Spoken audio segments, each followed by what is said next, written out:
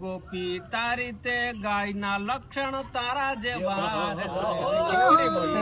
તારી તે આપણે કહે છે કે ધણિયળાવડું એ ગોપી તારી તે ગાયના લક્ષણ તારા જેવા રે લોલ એને કેમ કરી જાળવે જગાદીશ હો રાજવાલા.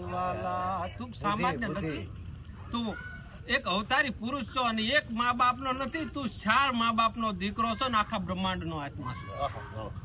એ નખનું ગોપિકા નંદનો ગીતનો સીધો અર્થ લોક ભાષામાં કાગ બાપુએ કરી વાહ વ્યાસે ગોપી ગીત લખ્યું સંસ્કૃતમાં અને એનો સીધો અર્થ કાગ બાપુએ લોકવાણી કરી નાખ્યો. ભાઈ એ ગોપી તારી તે ગાયના લક્ષણ તારા જેવા રે લોલ. એટલે આ બધું વર્ણન કરતા કવિ કે દુનિયામાં ગમે એટલા ડાયા હોય.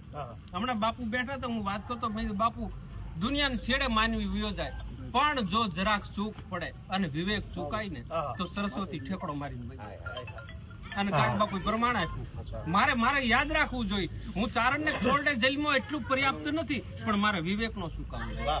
જો મારો બાપ શંકર ને માં પાર્વતી હોય ને ગણપતિ મોટો ભાઈ હોય તો એટલે કાગ બાપુ લખે કે ગણેશે ગણાવ્યા ભલે ને બ્રહ્મા એ બનાવ્યા રે પણ કાગ કે કુસંગ જેને જેને થાશે રે ચોરાશે કાગ કે કુસંગ જેને જેને થાશે રે ચોરાશે એટલે આપણે રૂપલમાં ને પ્રાર્થના કરી માં ક્યારેય કુસંગ નો થાવો જોઈએ, શારદા નો. હું ઉગો નો આપી